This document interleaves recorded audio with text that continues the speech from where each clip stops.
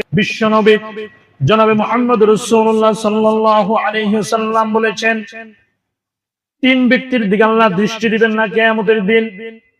তিন ব্যক্তি জান্নাতে যাওয়া দূরের কথা, তাদের দিকে দৃষ্টিপাত করবেন না। সালাসাতুন লা ইয়ানজুরুল্লাহু আযজা ওয়া জাল্লা ইলাইহিম ইয়াওমাল কিয়ামাহ। তিন ব্যক্তির প্রতি আল্লাহ দৃষ্টিপাত করবেন না, তাকাবেন না, দেখবেন না, রহমতের দৃষ্টিকে তাকাবেন না।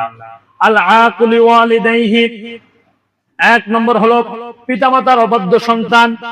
পিতামাতার অবাধ্য সন্তানের দিকে আল্লাহ কিয়ামতের দিন তাকাবেন না, রহমতের দৃষ্টিতে তাকাবেন না। দুই নম্বর হলো ওয়াল মারআতুল মুতারাজিলা, ওই মহিলার দিকে আল্লাহ তাকাবেন না যে পুরুষের বেশ ধারণ করে চলে। মহিলা পুরুষের মতো পোশাক পরে, এরকম মহিলা বাংলাদেশে আছে না নাই? মহিলার দিকে আল্লাহ তাআলা তাকাবেন না। এরপরে তিন নম্বরে বলেছেন অদায়ুস, ওই পুরুষের দিকে আল্লাহ তাকাবেন না যেই পুরুষ তার ঘরের তার সন্তানের গুনাহের কাজ সহ্য করে নেয়।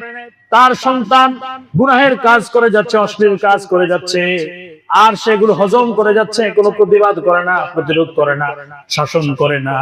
আল্লাহ রাসূল ওই পুরুষকে দায়ুস বলেছেন, এবং কিয়ামতের দিন ওই দায়ুস পুরুষের দিকে আল্লাহ তাআলা তাকাবেন না।